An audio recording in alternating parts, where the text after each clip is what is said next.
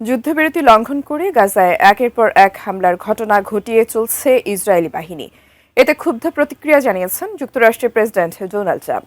আর এ নিয়ে পরম বন্ধু ইসরায়েলের প্রধানমন্ত্রী বেনিয়ামিন নেতানিয়াহুকে কড়া ভাষায় এক বার্তা পাঠিয়েছেন তিনি।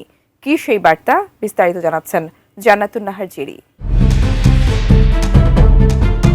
ফিলিস্তিনের গাজায় যুদ্ধবিরতি কার্যকর থাকলেও চলছে ইসরায়েলের হামলা। যুদ্ধবিরতির মধ্যেই ১৩ ডিসেম্বর গাজা নগরীতে গাড়ি হামলা চালিয়ে হামাসের জ্যেষ্ঠ কমান্ডার রাইদ সাইদকে হত্যা করেছে ইসরায়েলি সামরিক বাহিনী। ওই হামলায় ৫ জন নিহত এবং অন্তত ২৫ জন আহত হয়েছে বলে জানিয়েছে গাজার স্বাস্থ্য কর্তৃপক্ষ। তবে এই হামলাকে ভঙ্গুর যুদ্ধবিরতি নস্যাৎ করার অপচেষ্টা হিসেবে উল্লেখ করে এর তীব্র নিন্দা জানিয়েছে হামাস। এই হত্যার ঘটনায় ইসরায়েলের প্রধানমন্ত্রী বেনিয়ামিন নেতানিয়াহুর উপর ক্ষোভ ঝেড়েছেন যুক্তরাষ্ট্র। ১৫ ডিসেম্বর সংবাদ মাধ্যম এক্সিওসকে এ তথ্য জানিয়েছে হোয়াইট হাউসের এক কর্মকর্তা। ম্যাক্স, দেশের সবচেয়ে শক্তিশালী 52.5 এন গ্রেডের পিসিসি সিমেন্ট। এই হত্যাকাণ্ডকে যুদ্ধবিরতির স্পষ্ট লঙ্ঘন আখ্যা দিয়ে নেতানিয়াহুকে কড়া বার্তা পাঠিয়েছে হোয়াইট হাউসের দুজন মার্কিন কর্মকর্তা।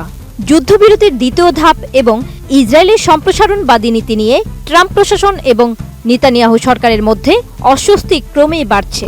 দুই মার্কিন কর্মকর্তার মতে, পররাষ্ট্রমন্ত্রী মার্কো রুবিও, হোয়াইট হাউসের দূত স্টিভ উইটকফ এবং ট্রাম্পের উপদেষ্টা ও জামাতা জ্যারেড কুশনার এখন নেতানিয়াহুকে নিয়ে অত্যন্ত হতাশ।